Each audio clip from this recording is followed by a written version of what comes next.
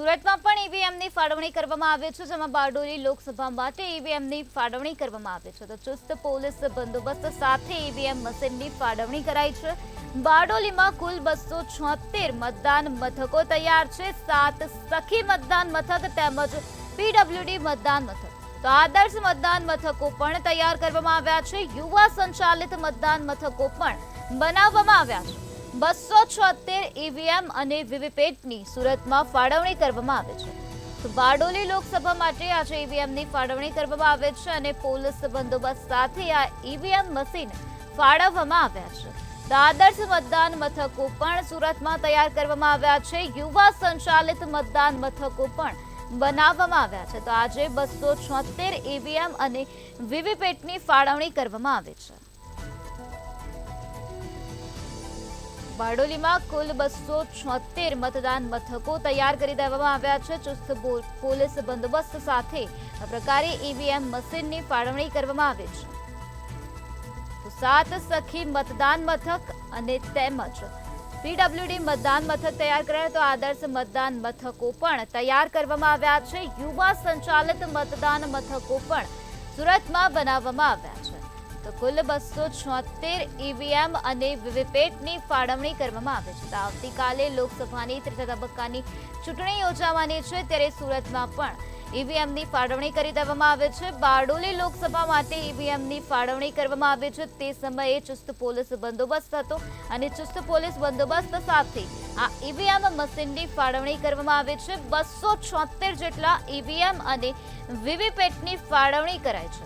તો આ સાથે યુવા સંચાલિત મતદાન મથકો પણ બનાવવામાં આવ્યા છે. આદર્શ મતદાન મથકો પણ તૈયાર કરવામાં આવ્યા છે.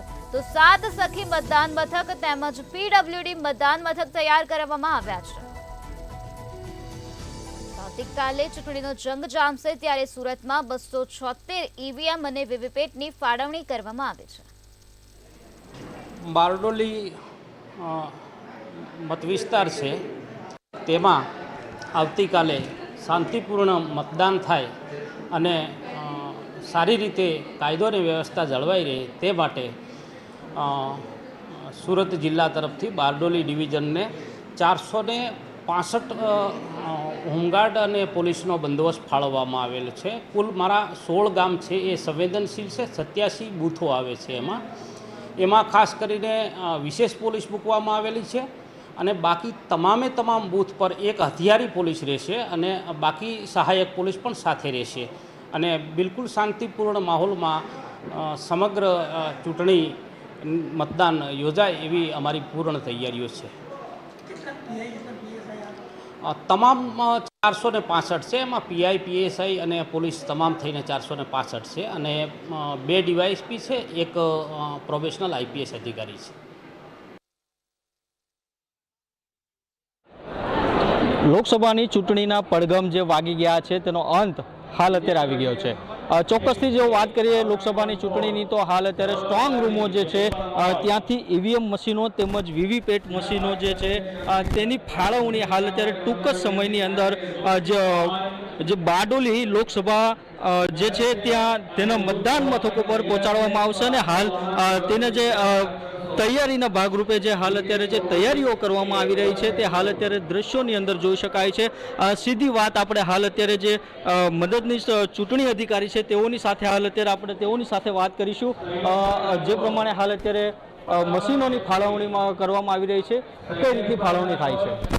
મશીનોની ફાળવણી આપણે રેન્ડમાઇઝેશન કરીને કરવામાં આવે છે કે કયા બૂથ પર કયું મશીન થશે. ત્યારબાદ અમે કમિશનિંગ કરતા હોઈએ છીએ અને ગઈકાલે રાત્રે 12 વાગ્યા સુધીમાં અમે થર્ડ રેન્ડમાઇઝેશન થાય છે અને કઈ પોલિંગ ટીમ ક્યાં જશે એ આગલા દિવસે નક્કી થાય છે.